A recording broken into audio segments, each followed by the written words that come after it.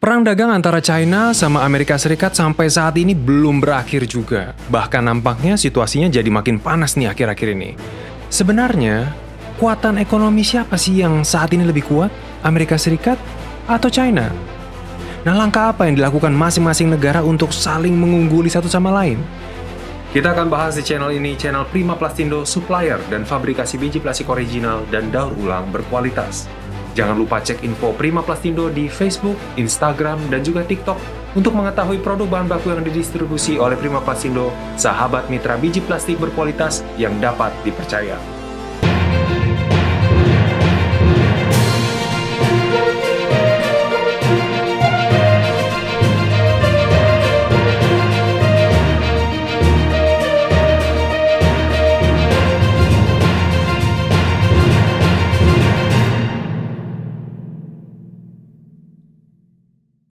Amerika Serikat dan China saling balap-membalap untuk menjadi nomor satu dalam perdagangan dunia.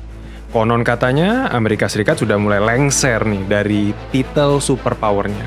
Sedangkan China nampaknya makin bersinar setelah ekonominya diperkirakan makin tumbuh subur di tahun ini. Tapi bagaimana faktanya? Nah, IMF memang memproyeksikan ekonomi China akan tumbuh 5,2% pada tahun ini. Sedangkan ekonomi Amerika Serikat diperkirakan hanya tumbuhnya 1,6% saja. Jadi jelas Amerika Serikat jauh sekali tertinggalnya. Keunggulan yang cukup telak untuk China sepertinya. Malah sebenarnya ketergantungan Amerika Serikat dengan China itu sangat besar sekali loh. Kalau dilihat dari datanya, total nilai perdagangan barang antar kedua negara tersebut itu mencapai 690,6 miliar US dollar pada tahun lalu, yang merupakan rekor tertinggi sepanjang masa. Tapi dari total 690 M US dollar itu, Amerika Serikat justru mencatat defisit dengan China sebesar 388 miliar US dollar. Artinya, negeri Paman Sam lebih banyak impor barang China daripada ekspor ke sana.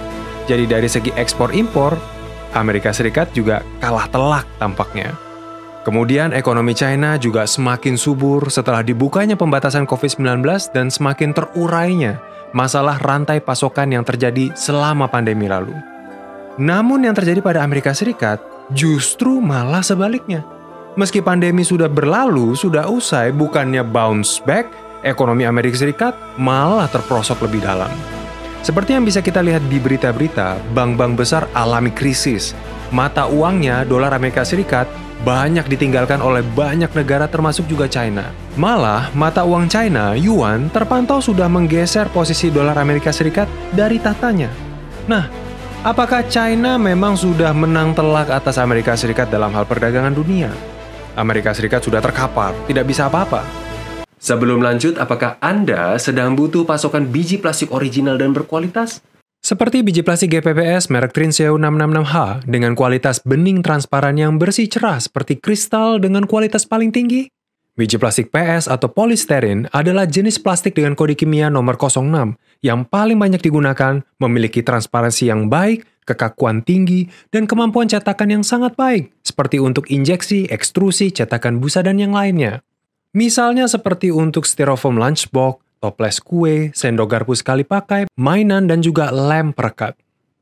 Kunjungi segera website Prima Plastindo di www.primaplastindo.co.id yang menyediakan biji plastik GPPS, HIPS, PP, PE, dan ABS original, berkualitas, dan terjamin. Jangan ragu hubungi via WhatsApp atau sosial media Prima Plastindo di Facebook, Instagram, dan TikTok untuk informasi pasokan biji plastik yang Anda butuhkan. Prima Plastindo, supplier dan fabrikasi biji plastik original dan daur ulang berkualitas. Kembali ke topik, apakah Amerika Serikat memang sudah pasrah kalah total? Amerika Serikat ternyata tidak diam-diam saja. Baru-baru ini, Amerika Serikat mengajak negara-negara G7 yang beranggotakan Prancis, Italia, Jepang, Inggris, Jerman, Kanada, dan Uni Eropa untuk mengurangi ketergantungan mereka pada China, atau yang dikenal dengan istilah de-risking. Ketujuh negara tersebut akan melakukan diversifikasi supply atau mengurangi pembelian produk dari China. Jadi lebih disebar supply chain-nya, tidak bertumpu bergantung cuma pada China saja. Nah, hal ini dilakukan karena memang ada banyak negara-negara barat yang sangat tergantung pada China, yang memang dikenal sebagai pabrik dunia. Semua diproduksi di China dan baru diekspor kemana-mana. Dan hal tersebut dikhawatirkan bisa dimanfaatkan oleh negeri Tiongkok untuk menekan negara lainnya. Namun nampaknya aksi ini merupakan dalam tanda kutip balas dendam Amerika Serikat yang dibombardir oleh dedolarisasi. Dan China adalah salah satu yang paling getol untuk melakukan dedolarisasi tersebut. Jadi kalau kita lihat, dedolarisasi dibalas dengan de-risking nih ceritanya. Nah, apakah gejolak ekonomi antara Amerika Serikat dan China bisa menyenggol keadaan ekonomi Indonesia? Sebenarnya, tumbuhnya ekonomi China ini juga bisa mendorong pertumbuhan ekonomi negara lain, terutama negara-negara di sekitarnya di Asia. Mengapa? Karena setiap persentase poin pertumbuhan di China akan terjadi percepatan 0,3% di ekonomi dunia. Jadi kalau ekonomi China tumbuh, negara-negara rekan bisnisnya juga akan tumbuh. Dan kalau pertumbuhannya jeblok, sudah pasti ikutan jeblok juga negara-negara rekan bisnisnya. Ini terutama akan lebih terasa oleh negara-negara yang memiliki hubungan lebih dekat dengan China, termasuk Indonesia. Jadi kalau aksi de-risking yang dilakukan Amerika Serikat dan juga negara-negara G7 ini melemahkan ekonomi China, kemungkinan besar pertumbuhan ekonomi Indonesia juga akan merasakan dampaknya. Nah, bagaimana menurut Sobat Prima Plastindoh? Apakah perang dagang antara Amerika Serikat dan China ini akan semakin memanas ke depannya? Apakah Indonesia akan kena getahnya? Tinggalkan pendapat Anda di kolom komentar di bawah dan jangan lupa subscribe channel ini agar Anda tidak ketinggalan berita-berita baru seputar bisnis, terutama industri plastik.